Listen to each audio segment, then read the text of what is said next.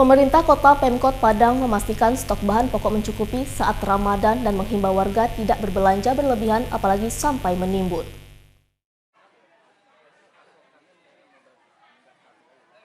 Berdasarkan pantauan 3 hari menjelang Ramadan, memang dijumpai sejumlah komoditas pokok mengalami sedikit kenaikan, yaitu cabai merah dan tepung terigu.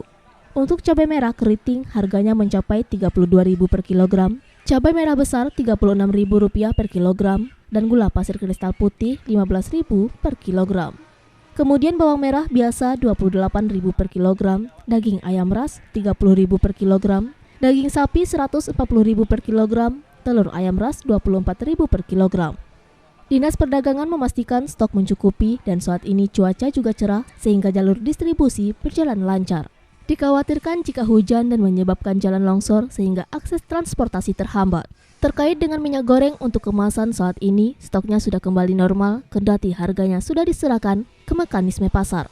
Namun untuk minyak goreng curah yang disubsidi, Dinas Perdagangan tengah melakukan pengendalian harga karena berdasarkan harga eceran tertinggi Rp15.000 per liter dan masih dijumpai dijual hingga Rp17.000 per liternya.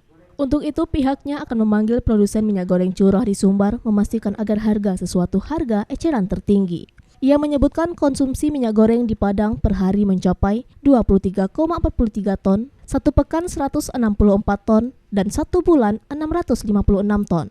Selain itu, pihaknya juga akan melaksanakan pasar murah dan memastikan harga yang dijual lebih murah dibandingkan harga pasar.